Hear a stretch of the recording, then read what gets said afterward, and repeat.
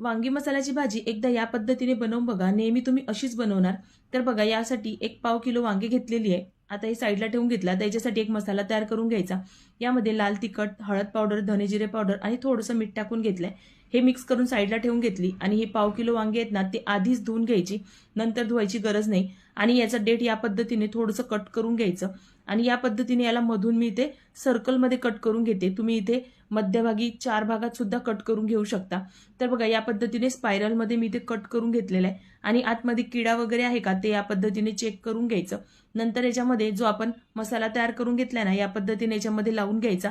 म्हणजे ना वांगी आतून काळी पण होत नाही आणि ना यातली चव खूप छान लागते. म्हणजे जो मसाला आहे ना तो सगळ्या वांग्यांना आतपर्यंत लागतो. तर आता हे साईडला ठेवून घ्यायचं आणि आता एका पॅनमध्ये थोडेसे शेंगदाणे भाजून घेतले. त्यानंतर याच्यामध्ये तीळ घातली आहे. आधी शेंगदाणे होऊ द्यायचे, नंतर तीळ घातली आहे. तीळ थोडीशी परतून झाली की नंतर 1 चमचा भरून बारीक खोबरा किस घेतलाय. तो सुद्धा चांगला असा रंग चेंज होईपर्यंत परतून घ्यायचा.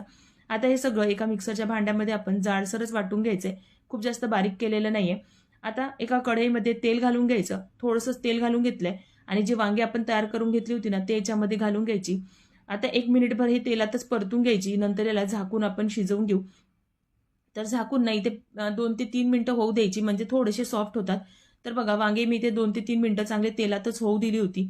तर आता आपण हे काढून घेऊया. तोपर्यंत तुम्ही माझी रेसिपी कुठल्या सिटीतून बघताय ते मला कमेंट बॉक्समध्ये नक्कीच सांगा. तर बघा आता ही वांगी आपली चांगली परतून झालेली आहे. आता आपण एका प्लेटमध्ये ही सगळी काढून घेतली.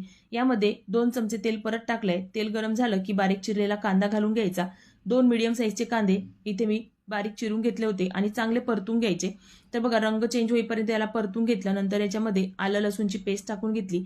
ते देखील चांगली परतून घेतली आहे. आता याच्यामध्ये सुके मसाले घालायचे. तर लाल तिखट, काश्मीरी लाल तिखट, सोबतच हळद पावडर, धने जिरे पावडर, गरम मसाला आणि मीठ टाकून घेतलंय. तर मीठ ना आपण आधी सुद्धा टाकलं होतं, त्याच्यामुळे हिशोबाने टाकायचे.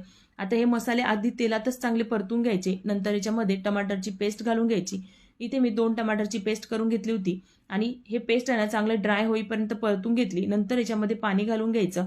तर बघा तुम्हाला जशी ग्रेव्ही पाहिजे तसं तुम्ही इथे पाणी घालू शकता. आता या ग्रेव्हीला अगदी थोडीशी उकळी येऊ द्यायची. नंतर याच्यामध्ये जे आपण वांगे फ्राय करून ठेवले होते ना ते याच्यात घालायचे.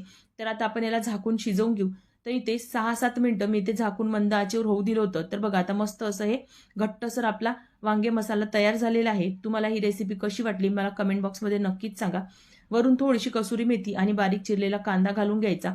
तर बघा थोड्या वेळानंतर परत ही घट्ट होते, त्याच्यामुळे तुमच्या हिशोबाने तुम्ही याच्यामध्ये पाणी ऍड करू शकता. पण नाही अशी मसालेदारच छान वाटते. तर बघा रेसिपी आवडली असेल ना तर व्हिडिओला लाईक नक्कीच करा. चला तर मग भेटूया नवनवीन रेसिपींमध्ये. Bye bye.